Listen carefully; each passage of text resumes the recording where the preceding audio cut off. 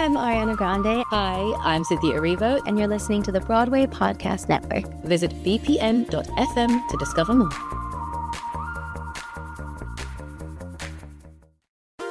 There's a cat over here. There's a cat over there. And the wrong one died. And the wrong one died.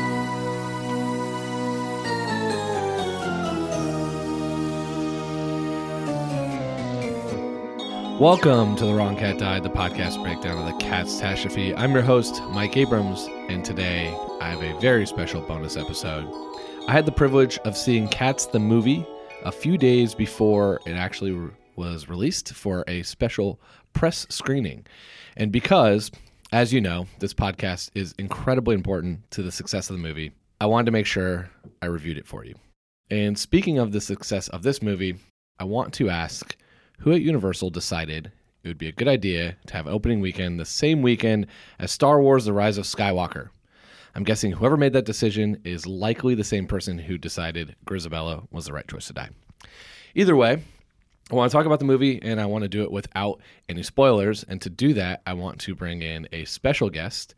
I had the pleasure of seeing this movie with podcast extraordinaire and the host of the theater podcast, Alan Seals. So welcome, Alan. Hey, Mike. Thanks for having me. I'm glad that you were able to come experience this movie with me. And an experience it was.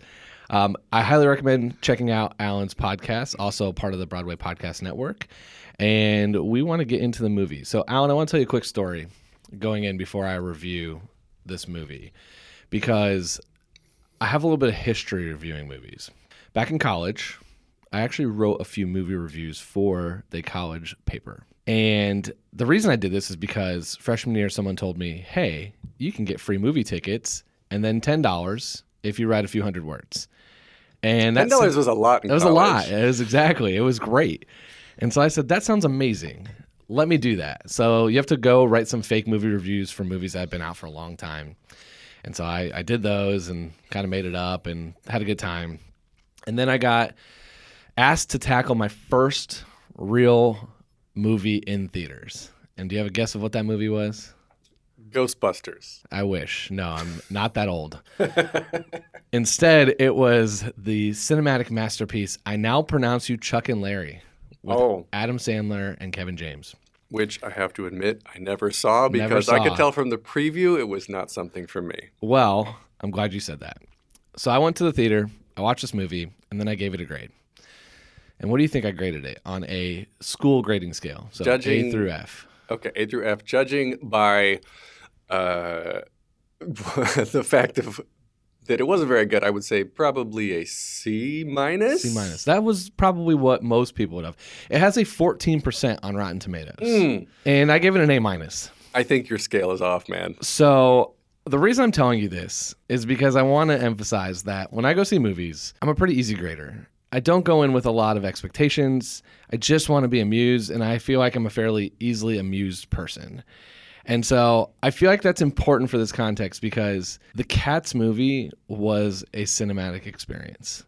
And I'm not sure if I would call it a good cinematic experience, but it was an experience. So we're going to get to grades at the end. We're not going to do A through F. We're going to do 1 through 9 cat lives because this is The Wrong Cat Died.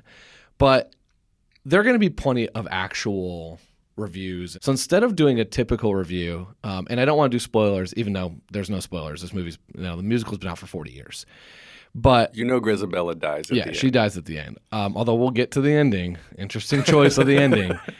But instead what I want to do is I want to go through things you liked and you disliked about the movie. And so I know there's probably more dislikes than likes, but I feel like we can scratch through this and go back and forth with a few things to give the viewers a little bit of an idea of what they're going to see, what they can expect, and not necessarily go in and change their mind going in. Because I want people to still go see this movie. I think it is worth seeing in a weird way. Everyone is going to pull something different out of it, whether they go see it for the nostalgia or they go see it because it's like Paul McCartney. They've never heard of this person before. Exactly. They're like, oh, a new movie musical. I like those.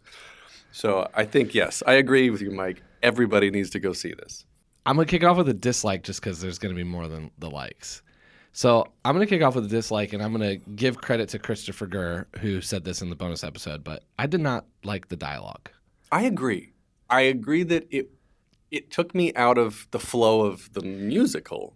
It really was clearly centered around explaining the plot to someone who hadn't seen the movie before. Because they talk about it being a competition and everyone's telling their stories. And these are all things that I had to surmise the first time I saw it. And now they're given this free reign of, hey, this is the public's too dumb to figure this out. So we're going to tell them exactly what they're watching. And I thought it was unnecessary. I agree. Tom Hooper has experience. I mean, he did the Les Mis movie a couple of years back. But they didn't have dialogue in Right. that. Well, Les Mis itself is an opera, right? There's no dialogue in the whole thing. And it works, and they didn't add dialogue. But the opera itself, the music itself, tells the full story. Whereas here, that obvious plot, I guess, hitting you over the head with what the plot is was missing, so they decided to add it in. Which is fair. And that kind of gets me to the part, my first like, which is I liked Victoria as a narrator.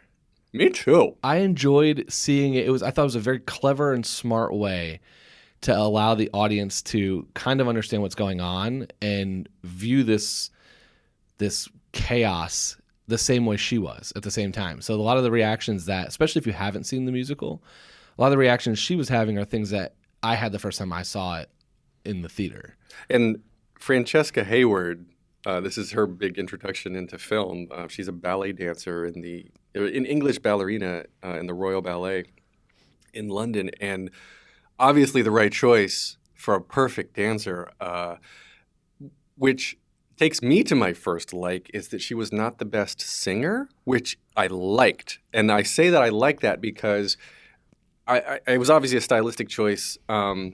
Tom Hooper, for Les Mis as well, he had everyone singing live. They weren't mouthing to tracks, right?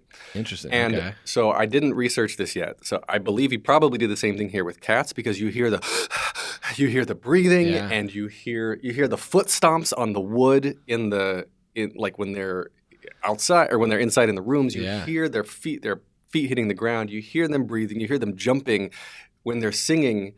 Like, you go to Broadway shows and you hear them like they're grunting around while they're moving, while they're singing, because that's real and that's live. And he brought that into this movie, which I really, really liked. So that was something I agree with. I loved the dancing, like just the fact that they integrated this. I mean, a big part of seeing Cats the musical is the dance numbers, and they integrated. But it also led to one of my biggest dislikes, which was the cutting of the movie. The jump cuts. The jump cuts were out of control. Every other few seconds, I was cut out from watching someone do this incredible dance to a different version or a different angle of it, and it was a little nauseating.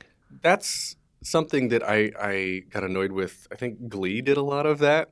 In these big dance choral numbers, I'm like, just give me the wide shot. I just want to watch the wide shot. Yeah. That's me coming from a theater background where I want to look at everybody on stage. But I totally agree with you that I was like, oh yeah, dancing, good. Oh crap, they jump cut. Although now they're in a completely different location, singing 2 seconds after where they just were. Yeah. So obviously reality isn't real here. Yeah, it was, it really didn't, it just made it hard to watch. And when you had the talent, the level of talent they had with dancers, oh my gosh, it underutilized them. They had the late twins. The late twins. Yeah. Which I saw one like really good time when they were utilized, and the rest they were kind of in the background. Yeah. Oh, that was kind of one of my dislikes a little bit, is the underutilization, speaking of which, of the principals. Like, you've got James Corden and Taylor Swift and these other major, probably very expensive to have in the movie people. Yes. And we saw more of everybody else. I mean, I guess when OD came in, Dame Judi Dench came in, and we saw probably the most of her out of all the principals. But well, Idris Elba he was in it a lot more than I was expecting, because in the musical McCavity's, he's not there, and he was everywhere in this movie. He was a very center point. I mean, they made him the antagonist and really hammered that home. I was a fan of I'm trying not to give away a spoiler. I was a fan of how he entered and exited. until it was overused. I had that as a dislike, but it also led me to one of my favorite likes, which was the crowd, because I'm assuming most everyone who's going to be in this theater is not all going for the same reasons. And our crowd definitely had some people that either were in an altered state of mind or were there for the comedic value of it when there's not like the unintentional comedic value of it. Mm-hmm. And so at that particular time, every time he entered and exited, some guy about 2 rows behind us just started cackling. And that to me made this experience 10 times better, because the guy behind us and there's a guy right in front of us that were laughing at the most serious moments. I absolutely loved. I think it made the experience so much better, because it did take a little bit of this, like, this is weird, and it's 2019 weird. You know, it's like not the 70s when it came out, where it was thought provoking and new and different. It's just kind of weird. You know what? Speaking of weird, did you ever see Team America from South Park? One of my favorite movies. Right. So when they were creating the marionettes for South Park, they actually had the face look too realistic at first. They had too many servos in the face. And so they took some out so it would look more, I guess, less like a real person, less like a real talking, because it was more believable by the audience to see a marionette talking than a marionette that looks like a real person talking, mm-hmm. right? And so that gets me here again to one of my likes that then turned into a dislike was I love the technology that goes into this, because I don't know how they did. I mean, I assume it's some sort of like facial motion capture, obviously whole body motion capture, but like Avatar, James Cameron, he pushed the envelope and had the avatars, developed a new facial to animation technology for Avatar. So I feel like something like that went into this with the whole body capture, which I was like, oh, this is really cool how they're making these real people into cats. But then I was like, whoa, they are too sexy for me. Yeah. Like, I was seriously attracted to White Cat, and I'm like, this is weird. It was uncomfortable. It was uncomfortably weird, and I don't know if it was just unfinished, because, you know, you read the article, Tom Hooper said that they finished the final cut of the movie like, what, a couple hours before the first premiere, yeah. Like, you could see they had full-on human feet, full-on human hands. Full-on human noses and mouths and eyes, I guess, for that matter, too. I guess, yeah, McCavity's had, like, contacts in. But still, it was too much human for me to believe that they were cats, and it was a little bit strange. It got a lot of press leading up to the movie because of it reminded everyone of Sonic the Hedgehog, about how the whole crowd had an uproar. And that's what happened during the trailers. The crowd got in an uproar about the CGI and just the fake fur and what was happening. And it was a little distracting in the movie. Well, they had probably somebody, I want to watch the credits. They probably had somebody or a whole team of people that were just looking at or responsible for the tails. You know, the tailography. Yeah, it's like the dinosaur supervisor in Jurassic Park. Yeah, the tailography, because the tails had, and the ears too. Ears had to correspond, and the tails had to correspond to choreography, to singing, to emotions, and obviously they're not going to have that in real life while they're going around dancing and singing. So that's got to be added in post. Yeah, it's a lot. Let me go to a couple other. I want to do a couple other really quick ones before we cut to some awards we have at the end. The ones I want to talk about is a couple of the characters that they made some changes to, or they just adjusted more than I was expecting. So I thought some were really well done and some were a disaster. The one that I thought was really well done was Taylor Swift. She sings the entire McCavity song by herself. The whole catnip being in there, I just thought that whole scene was really clever, and it's a great song. It's a fun song, and I thought they did a really good job with it. But to your point, I think they paid a lot of money for her to be on screen for about 7 minutes. Yeah, I totally agree. Somebody like Jennifer Hudson, who keeps recurring, she keeps coming back. You know, Grisabella keeps coming in and out of the scenes. Like, okay, cool, pay some money for that. For her, she's worth it. She sings the crap out of that song at the end. Very much. And yeah, Tay-Tay, I mean, she wrote the end credit song, which was cool. Which she didn't sing. Which she didn't sing, but she wrote it. And so it's an original song for the movie that didn't actually go in the movie. It's a credit song. But yeah, could have cut that. Like, I think Ian McKellen too as Gus. I think that was probably not needed. He did a great job. A lot of them were not needed. He did a great job. But are you seeing this movie if they don't have all the stars? Oh yeah, absolutely. Okay. Because me personally, I want to go see this. I think this musical. You have a podcast called the Theater Podcast, so that doesn't surprise me. But I think the majority of people are choosing between the opening weekend between Star Wars, Little Woman with Emma Watson, and this. They had to have some names. Oh, that's true. I guess. Who was the lead in Les Mis? Russell Crowe. Who's one of the worst singers I've ever heard. And the lead female was Anne Hathaway. So they had some names too. Right. And can at least sing. And Hugh Jackman can at least sing. Hugh has a theater background, of course. For sure. He's doing Music Man in 2020. And yeah, Russell Crowe I thought was a weird choice. So Tom, if you're listening. Yeah. You need some names. What's going on, man? So the other one that was lightly bothered me, not as much as the rest, but they kind of changed Mungo Jerry and Rebel Teaser song. It was not like the original, and it was a fun song because it's just always a fun, quick interlude, but I didn't like the way that they did it. I just wasn't a fan of the change. But the one I want to get to, and the last one I get to before we talk briefly about the ending, because I don't want to spoil the ending, but the ending was an odd choice, is I want to talk about what they did to the magical Mr. Mistopheles. He was magical in the literal sense of the word. They destroyed one of the best characters of the entire musical by making him awkward and weird, and he's got a little awkward love story with Victoria that they kind of allude to a couple times, and everything about it was wrong. And he is like, there's going to be purists who are going to watch the normal magical Mr. Mistopheles on stage and wonder what this decision was. Well, I mean, you've talked about this so many times, even with all the guests, that there's so many like gay undertones and even bisexual or whatever it is. And he was just like, which brings me to my point of this, or which brings me to another point, is that in this entire movie, there were no homosexual relationships at all. I mean, there was lots of like cat cuddling and they rub heads together like cats do.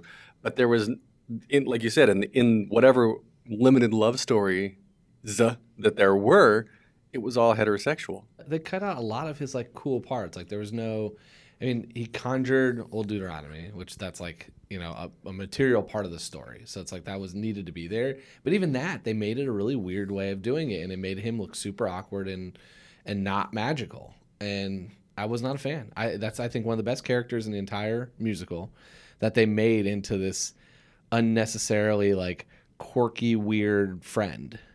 Yeah. Yeah, he became more of a sidekick than like a showman. Yeah. I'm not a fan. Now, I want to talk quickly about the ending, and then we're going to go to our categories.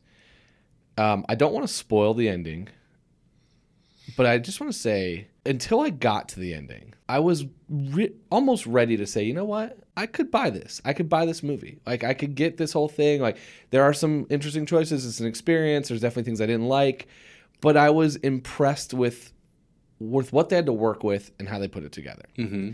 And so I could get over all the rest of the stuff. And then the ending came.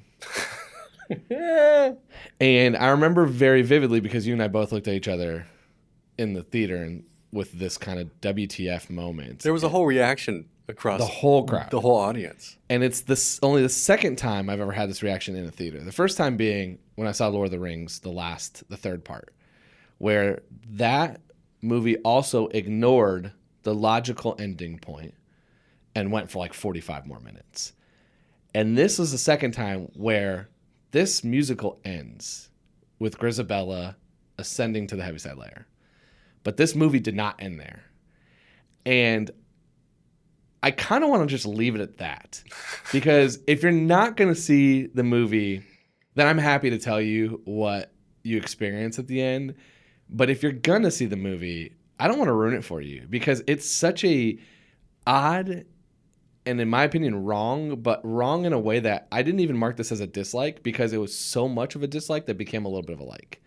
Because the experience got so much funnier for me when I just kept thinking about who, like, this, the only thing I think of is this was the 36th hour that Tom Hooper was saying he was cutting, and he's just like, let's just keep it. Let's keep it in. We got to go put this on the, show to the premiere tonight. It's in an hour. Let's just keep the ending versus just ending with Grisabella ascending. It took me so out of the moment because it was just so like 180 of what we had just been watching for the previous 90 minutes, And yeah, I agree. It didn't fit. It was not the natural ending. And then there was actually even another part where I was like, okay, now this is the ending. And then it kept going again. Yeah. It is. There are 3 distinct times in that ending where you think it should, and it cuts back to the awkward part. And it happens 3 full times. Mm-hmm. And it's a good 10 minutes more, maybe at least. Maybe it probably was like 2, but it just felt like 10. It felt like another hour. Yeah, I don't know. I don't want to spoil it because I really do think like when you go see this movie, you're going to have the same moment. It's going to be the most memorable thing you see. Memorable. And that includes more memorable than memory. So I want to leave us at that. And I want to go to do some categories, some categories. Before I do that, I want to take a quick break and acknowledge my sponsors because we've made it through this entire season. We haven't had the ad breaks that I've wanted. And so I want to read a few ads from a few people that have companies that have sponsored me. I'm legally obligated to tell you that none of these companies have actually sponsored the podcast. And one of these companies might not be real, but I want to read some ads for you. So first up is Amazon Prime. Have you read T.S. Eliot's poems? Have you seen the 1998 Cats musical on DVD? Do you need to watch the new Cats movie, which will definitely be heading to DVD very fast? You can do all these things on Amazon Prime. Plus, coming soon, The Marvelous Mrs. Mistopheles. Sign up today to watch. Catsastrology.com, your one-stop shop for your cat's astrology sign. Have you ever wondered why your cat is a little bit of a dick? Is it because you named him McCavity or because he's a Taurus? We have the answer. Visit us online at knowyourcat.com or catsastrology.com and learn all about them. Find the next 24 hours and we'll throw in a breakdown of the moon that Grisabella pretends to fly to at the end of the show. And last but not least, the Broadway Podcast Network. For some reason, the Broadway Podcast Network gave me a microphone and asked me to talk about Cats the musical. No one, myself included, thought this would be a good idea, but here I am, clawing my way to the top of the podcasting world. I'm currently the #1 ranked parody podcast about Cats the musical for listeners in the state of Indiana. If Cats isn't for you, you probably shouldn't be listening to me at this point. If Cats isn't for you, you probably shouldn't be listening to me anyways, but you should check out some of the other amazing Broadway Podcast Network podcasts. The Broadway Podcast Network has incredible shows like Carrie Butler's Breaking Broadway, You Can't Say That with Tanya Pinkins, A Broad's Way with Brittany Bigelow, The Theater Podcast with Alan Seals, our special guest today, Broadwasted, The Fabulous Invalid, Josh Swallows Broadway, and many more. Find out more at BroadwayPodcastNetwork.com. And welcome back. It's now time for our award categories. So, Alan, I've got a few awards I want to give, and we'll have some nominations, and you can tell me who you think wins. The first one I want to nominate is I treated a multi-million-dollar movie project like a junior high school science project award, and the nominees are Tom Hooper, or Tom Hooper. Who do you think the winner is? Oh, this is a tough choice. I think I'm going to have to go with Tom Hooper. I agree. And congratulations, Tom Hooper, for admitting that you stayed up 36 hours straight to finish the movie hours before the premiere, just like every kid finishes their science project in junior high. I can't believe you finished a $95 million budgeted movie hours before the premiere. I'm proud. I'm actually very proud because that's incredible. That gives me... That actually helps me with my imposter syndrome because if someone is willing to give somebody $95 million who procrastinates in the same way that I do, then I'm in good company. Or they're in good company. Either way. Yeah, it's kudos. Kudos to you, Tom. Okay, the next award is for the Let Me Show You How Small These Cats Actually Are award. and that's for the best unnecessary set piece to try to scale the cats. So the nominees are, there's a 20-foot door that pops up a couple times. There's an entire scene with Jenny Anydots where she is in her home, and it's a kitchen, and so there's a ton of kitchen props. And then the last nominee is the Mungo, Jerry, and Rumple teaser scene where they break into a house. So they start in a bedroom and go into a dining room and wreak havoc on this entire home. I will have to go with Rumple and Mungo because Victoria's with them and comes out with a ring she's wearing as a bracelet, a human ring that she's wearing as a cat bracelet. That's a good one. The reason that they were the winner for me is because when they get to the dining room table, they sit on the chair and they hold a fork and knife that's bigger than they are. And that was the one where I was just like, all right, we get it. They're tiny. Let's move on. I was still, at that point, I was also still angry because that wasn't the song that I was wanting to hear. Right. Congratulations, Mungo and Rumple Teaser, for winning this award. The third award goes for what I am calling the Luke P. Bachelor edit, which is the award for, if you don't get that reference, that's for the character that got the worst edit in the movie. And so the nominees for this are the straight and nerdy Mr. Mistopheles, Skimbleshanks being a tap dancer, Jenny Anydots being her comedic lazy, or McCavity, who kind of got a extra edit with the way he goes in and out of all the scenes. I think my top choice is Jenny Anydots simply because there were too many gratuitous comedic slapstick moments where she just tried to jump and was fat and hit a wall and fell. Like that, just do it once, okay. 5 times, I'm good. I'm good. And a lot of cat puns. Like, and a lot cat got your tongue. Oh yeah, that was too meta for me. Yeah. She should not know cat puns. I still think the worst edit goes to Mr. Mistopheles, which we covered earlier, so I don't want to get back into it. It's still, I'm 24 hours later, and I'm still mad about it. It's besides the ending, it's the part that bothered me most about this whole movie. And so that would be my Luke P. Bachelor Edit Award. And the last award we have to give is the, wow, that person saw something different than I did award. And I'm going to give that to the person who enjoyed the movie the most. And so this is going to be groups of people. So my nominees are going to be, do you think diehard Cats fans, overall Broadway enthusiasts, or people who attend this movie with no knowledge but at an altered state of mind? Ooh, this is a tough one. I seriously think that it's going to be theater Broadway nerds.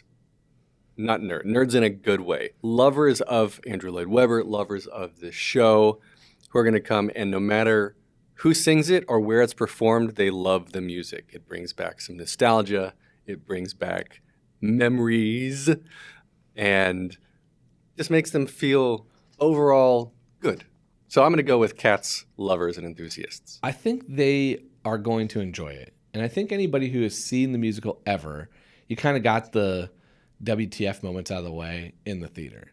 And so I think those people are all going to like it, but have some criticisms, especially the last 2 to 25 minutes. I do think someone who comes in an altered state of mind are going to really love this, because there were a couple people in our theater that were laughing at all these points that should not have had people laughing. And the whole time I kept thinking, I wish I was as happy as those people in this movie. And so that makes me think that they likely made a decision that they're going to be very happy with when they debrief about this movie with their friends later. So the final question, which is, how would you rate this movie on a scale of 1 to 9 cat lives? You're asking me? I'm asking you. You're going to rate first. Oh, goodness. I graded Chuck and Larry an A-, so we all know where I'm going. So what is the equivalent of an A- in cat lives? Like an 8? Be like an 8, 8.5. Okay. So for me, it gets major points for the technology, and I liked the orchestrations, and the cast was good. Even though underutilized, the cast was good. So I'd give this maybe 4.5 cats. Wow. Generous. I'm giving it 3 cats. I'm giving it 3 cats because it's 1 cat for each time the ending cut back to this awkward moment that made me unsure of what I was watching for the last few minutes. And I feel like that's the only way to grade it, is to grade it off of that ending and give it 3 cats based off of the 3 cutbacks to that particular moment. Well, thank you, Alan, for joining, and for listeners for enjoying this special bonus of The Wrong Cat Died, the podcast breakdown of the catastrophe. I highly recommend going to see the Cats movie, which is in theaters everywhere on Friday, December 20th, 2019. Bring your friends, family, but don't bring your children, even though this is PG. I've said that many times, and I want to stick to that. Please do not bring your children. It will haunt their nightmares. But, Alan, thank you. And how can we catch your podcast? You can find me on the Broadway Podcast Network at bpn.fm/TTP. If you had strong opinions about the movie, I would love to hear from you. Whether you loved it, thought it was the best movie ever made, whether you thought it was the worst thing you've ever seen in your life, or anything in between, I'd love to hear about that. I'd love to hear about your thoughts on the ending. Please let me know your thoughts. Either send me a direct message on Instagram at The Wrong Cat Died, or email me at thewrongcatdied@gmail.com. Love to hear your thoughts, your takes on the movie, and if you have a very groundbreaking or good hot take, you'll have a chance to hopefully be on a future bonus episode where maybe we will be discussing this movie in further detail with former cast members and hopefully maybe some movie cast members, if you know any. And if you are posting any of your reactions, don't forget to tag me at The Wrong Cat Died on Instagram, and I will share them and post some of my favorites to the followers. To follow along, you can subscribe on Apple Podcasts, Spotify, Stitcher, or anywhere else you listen to podcasts. Follow us on Instagram and Twitter at The Wrong Cat Died, or check out our website, thewrongcatdied.com.